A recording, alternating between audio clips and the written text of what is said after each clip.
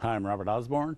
Glad to have you with us as we continue our tribute to Star of the Month, June Allyson, America's great sweetheart of the 40s and the perfect wife in films in the 50s.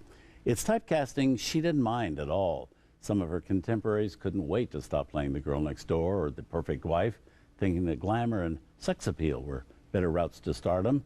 But for June Allyson, playing nice sent her straight to the top, kept her there for many years. And the next film we have is one that virtually made her a star overnight. It's called Two Girls and a Sailor. It was released by MGM in 1944. It had been just a year earlier, in 1943, that June first arrived in Hollywood from Broadway to make the film version of a stage musical in which she'd appeared, Best Foot Forward. And we'll have that movie for you coming up later tonight, in fact.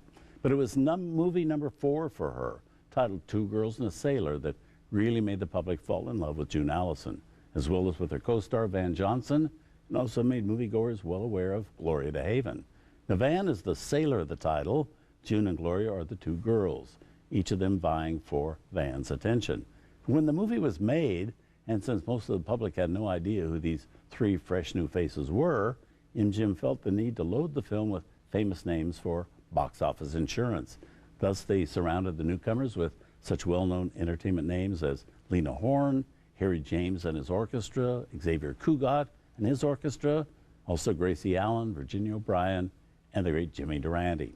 Durante is actually involved in the plot line of the film. The rest of those folks just pop up to do specialty acts throughout the movie. And do keep an eye peeled for future glamour queen Ava Gardner in a bit part as a hostess at a canteen for GIs. But it is June Allyson, our star of the month, who definitely steals the show.